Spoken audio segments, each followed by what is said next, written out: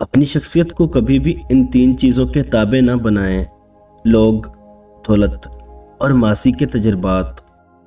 عورت کی عزت کرو، اس لیے نہیں کہ وہ ایک عورت ہے، بلکہ یہ ثابت کرنے کے لیے کہ آپ کی تربیت ایک اچھی ماں نے کی ہے۔ باتوں کو بھلانے کی عادت ڈال لیجئے۔ ہر بات کو یاد رکھنا اپنے دماغ کا سکون خراب کرنے کے برابر ہوتا ہے۔ اکثر سنا ہے کہ عورت پیسے پہ مرتی ہے، مگر میرا ماننا ہے کہ عورت پیار، عزت اور احساس پر مرتی ہے۔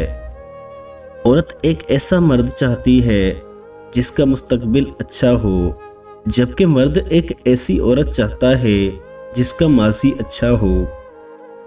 جوانی میں سب سے زیادہ بے سکونی اور ذلت کا سبب نامحرم سے محبت ہے۔ ایک خوبصورت حسینہ ایک ظالم ترین ڈاکو سے زیادہ خطرناک ہوتی ہے۔ تم ذہنی غلام ہو اس شخص کے جس سے تم محبت کر بیٹھے ہو۔ جب ساتھ دینے والا مشکلات پیدا کرنے لگے تو تنہائیاں ہی بہتر لگتی ہیں۔ عادتیں اچار نہیں ہوتی کہ ڈال لی جائیں، عادتیں تو دیمک کی طرح ہوتی ہیں، یہ لگ جایا کرتی ہیں۔ پسندیدہ شخص کے تلخ جملے انسان کو قتل کرنے کی صلاحیت رکھتے ہیں۔ عورت کو بد کردار کہنے والا مرد اگر ضرورت پوری کرنی ہو تو پاؤں تک چومتا ہے۔ عورت کی دو عادتیں مرد کو بہت پسند ہوتی ہیں۔ نمبر 1، مرد کو غصے میں دیکھ کر عورت کا خاموش ہو جانا۔ نمبر 2، کوئی بھی نیا کام کرنے سے پہلے مرد سے مشورہ کر لینا۔ اجنبیوں کو ہماری کہانیوں میں کوئی دلچسپی نہیں ہوتی، وہ صرف اتنی دیر تک متوجہ ہوتے ہیں جتنا ان کی مصروفیت کے درمیان فارغ وقت ہوتا ہے۔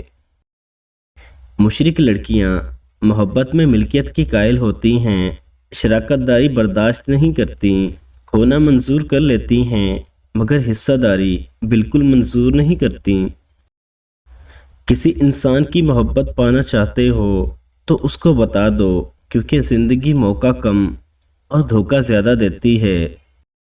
یہ دنیا بھی کتنی عجیب ہے، ایماندار کو بے وقوف، بے ایمان کو عقل مند اور بے حیا کو خوبصورت کہتی ہے۔ اعتبار اور امیدیں کم کر لیں، لوگ خود ہی کم ہو جائیں گے اور سکون زیادہ ہو جائے گا۔ کون جانے یہاں کون نیک ہے اور کون بد، ایک طوائف حافظ قرآن نکلی۔ مرد ایک چراغ کی طرح ہوتا ہے جو خود کو جل کر گھر میں افلاس اور بھوک کو ختم کر کے خوشیوں کی روشنی لاتا ہے۔ انسان کو اچھی سوچ پہ وہ انعام ملتا ہے جو اس سے اچھے اعمال پر بھی نہیں ملتا، کیونکہ سوچ میں دکھاوا نہیں ہوتا۔